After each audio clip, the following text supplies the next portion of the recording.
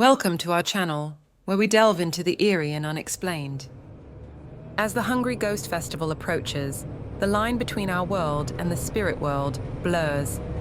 Tonight, we bring you a chilling tale that serves as a stark reminder of why it's crucial to follow the do's and don'ts during this eerie month. Have you ever wondered what happens when you ignore these ancient warnings? Stay tuned as we delve into the spine-tingling story of The Last Bus, a journey home that turns into a nightmarish encounter with the supernatural. You know, working late during the Hungry Ghost Festival is a big no-no in Singapore.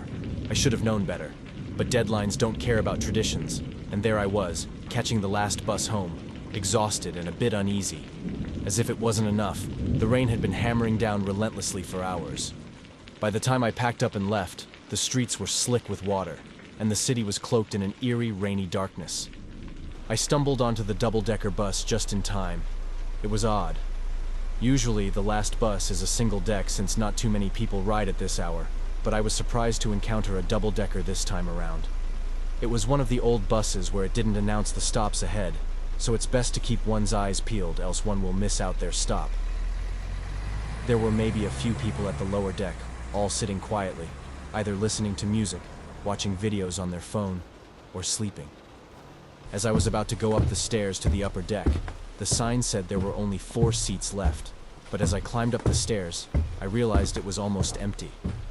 Strange, I thought, but too tired to question it, so I took a seat near the back. Maybe it was just some glitch in the sensors, I assumed. Only one other person sat at the far end, 2 rows ahead of where I decided to settle. The windows were fogged up, but I could still see the rain pouring down outside, a constant torrent that refused to let up. The bus rattled along the deserted streets, the only sound being the hum of the engine and the occasional bump. I tried to relax, but something felt off. The air was colder here, biting through my wet clothes, and a strange unease settled in my chest. That's when I noticed her.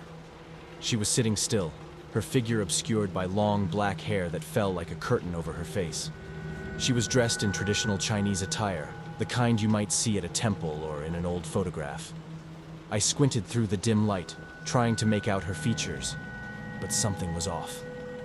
I glanced at the window, searching for her reflection, and my blood ran cold. There was none. The glass showed only my own pale, anxious face staring back at me. My heart pounded in my chest, each beat louder than the last. My mind raced, grasping for an explanation. Maybe it was the fog or the angle of the light, but deep down, I knew better. I tore my eyes away, willing myself to calm down. It was just my imagination, I told myself. Just a trick of the light, the product of exhaustion and too many ghost stories. But the cold in the air grew more intense, and I felt a chill creep down my spine. Then she moved. Slowly, she turned her head toward me, and I froze. Her face, or what should have been her face, was a pale, featureless void.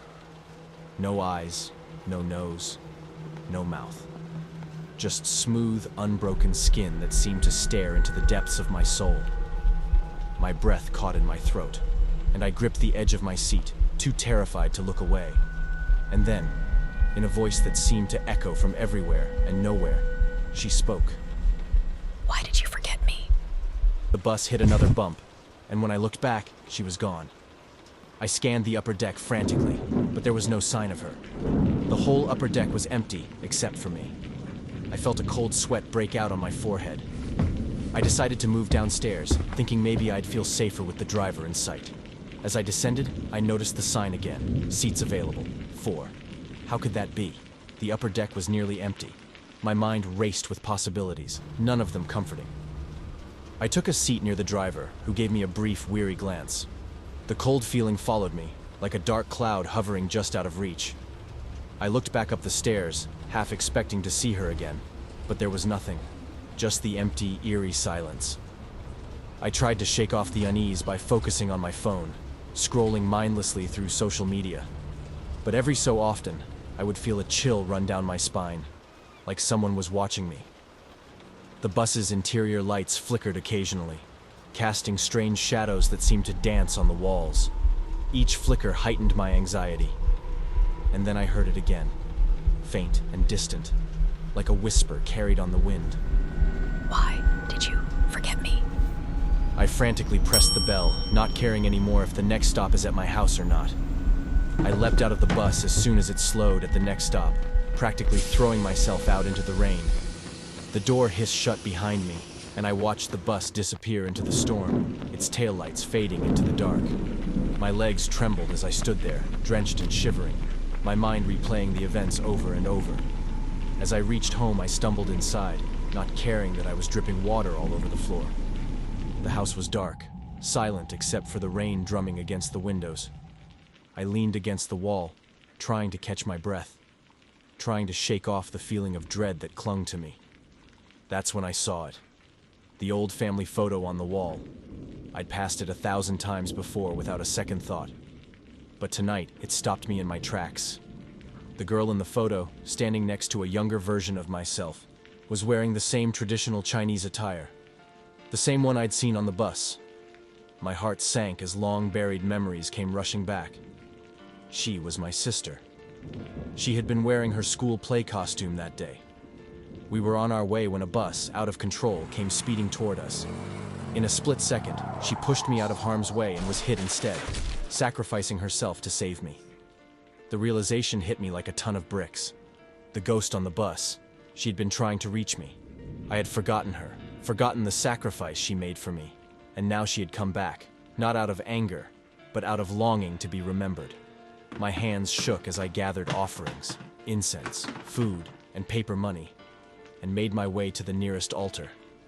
The rain had finally started to ease, the storm passing as quickly as it had come.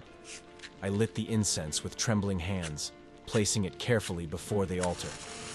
"I'm sorry," I whispered, my voice cracking with emotion. "I'm so sorry. Please forgive me."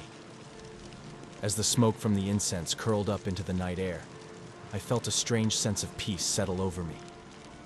The rain had stopped, and for the first time that night, the air felt warm. I knew she had heard me, and that she had finally found the peace she was looking for.